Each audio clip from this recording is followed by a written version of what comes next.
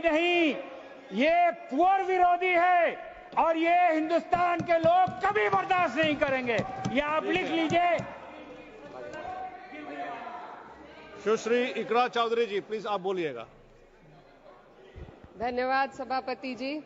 मैं सबसे पहले दाद देना चाहती हूँ इस बिल के टाइमिंग की कि अभी ईद की रौनक बुझी भी नहीं थी और हमारी जड़ों पर एक नया फरमान लाया गया।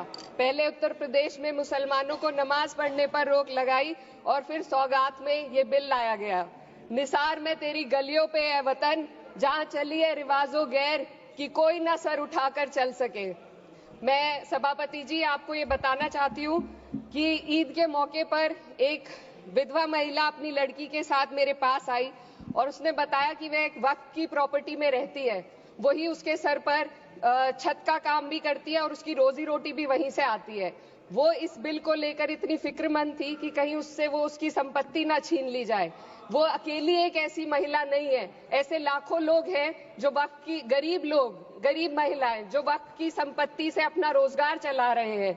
और ये जो वक्फ बाय यूजर क्लॉज के हटाने से लाखों वक्फ की जायदाद अपना स्टेटस खो देंगी और लाखों लोग इसी तरीके के लोग सड़कों पर आ जाएंगे। वक्फ क्या है, वक्फ बाय यूजर क्या है? इसका ये मतलब है कि कोई जायदाद अगर सालों से दीन और भलाई के कामों के लिए इस्तेमाल हो रही हो तो वो खुद ब खुद वक्फ मानी जाएगी। हिंदुस्तान की अदालतों ने भी इस बात को तस्लीम किया है। वक्फ बाय यूजर सिर्फ वक्फ बोर्ड को ही मिली कोई खास सौगात नहीं है, ये बल्कि सभी अन्य धार्मिक ट्रस्टों को परंपरा और यूज के आधार पर बिना किसी डॉक्यूमेंटेशन के धार्मिक चरित्र को डिक्लेयर करने का राइट मिला हुआ है।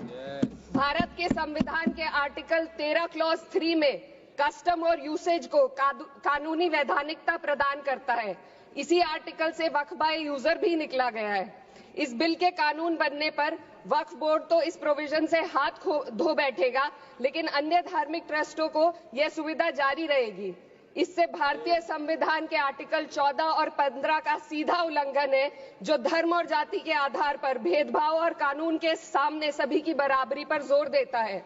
मैं इसके साथ ये भी कहना चाहती हूँ कि सत्ता के लोग जो एक दूसरे की पीठ थपथपा रहे हैं कि वक्फ बाय यूजर का जो अमेंडमेंट इन्होंने दिया उसको एक्सेप्ट कर लिया गया है, लेकिन इनकी शरारत यह है कि उसके साथ ही एक ऐसा प्रोवाइजो इसमें शामिल किया गया जिसके आधार पर यह कहा गया है कि अगर कोई भी वक्फ की संपत्ति विवादित हो तो वो अपना वक्फ स्टेटस खो देगी। तो जो अमेंडमेंट इन्होंने दिया है, जिसको एक्सेप्ट कर लिया गया है, उसका कोई मतलब नहीं है। ये इनकी नीयत है जो साफ जाहिर हो रही है।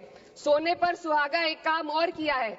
सरकार ने वक्फ की कानून के सेक्शन 107 को हटाकर लिमिटेशन एक्ट में 12 साल तक ही किसी के खिलाफ अदालत में जाने का प्रोविजन है।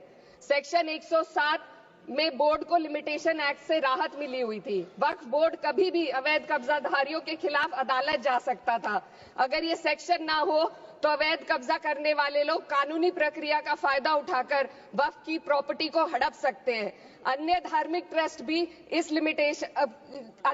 ट्रस्टों पर भी ये लिमिटेशन एक्ट लागू नहीं होती, तो फिर वक्फ बोर्ड के साथ ये सौतेला रवैया क्यों किया जा रहा है? धर्म को देखकर दोहरी नीति क्यों अपनाई जा रही है? सेक्शन 107 और वक्फ बाय यूजर को अगर एक साथ पढ़ा जाए तो इससे लाखों वक्फ की प्रॉपर्टी पर कब्जा किया जाएगा। इसलिए ये बिल मुसलमान की भलाई का नहीं बल्कि उनके वजूद और विरासत को मिटाने का बिल है। हिंदुस्तान में बहुत सारे धार्मिक ट्रस्ट हैं जिसमें उस खास मजहब के लोग शामिल होते हैं और उसका इंतजाम करते हैं। और ये बात समझ में आने वाली भी है, क्योंकि जो व्यक्ति अपने मजहब के रीति रिवाज को जितना अच्छे से समझ सकता है, किसी अन्य मजहब का व्यक्ति नहीं समझ सकता। आर्टिकल 26 क्लॉज 2 के तहत धार्मिक संप्रदायों को अपने मजहबी इदारों के एडमिनिस्ट्रेशन का हक देता है, लेकिन वक्फ बोर्ड के बारे में इसको उल्टा किया जाए। Sir 2 minute sir please 2 minutes. सरकार इसे एक सेक्युलर बॉडी मान रही है और इसमें गैर मुस्लिमों को शामिल करने की बात कह रही है। आपके मुंह से सेक्युलरिज्म की बात सुनकर अच्छा लगा, लेकिन अगले ही पल ये भ्रम टूट जाता है, क्योंकि आपको सिर्फ दान देने के लिए प्रैक्टिसिंग मुस्लिम का आपने क्लॉज डाला है, लेकिन बोर्ड में बैठने के लिए मुस्लिम होने की कोई आपकी क्लॉज नहीं है। तो इससे आपकी जो दोहरी नीति है वो साफ जाहिर होती है। ये वही सरकार है जिसने राम जन्मभूमि ट्रस्ट में ये लिख दिया कि जिलाधिकारी भी अगर होगा तो हिंदू होना चाहिए। कोई मुझे बताए कि वहां पर सेक्युलरिज्म का रस क्यों नहीं घोला गया। सर, आखिर में मैं अपनी बात को खत्म करने से पहले महिलाओं का मुद्दा बार बार उठाया जा रहा है। सरकार का कहना है कि बोर्ड में मुस्लिम महिलाओं को रिप्रेजेंटेशन देंगे।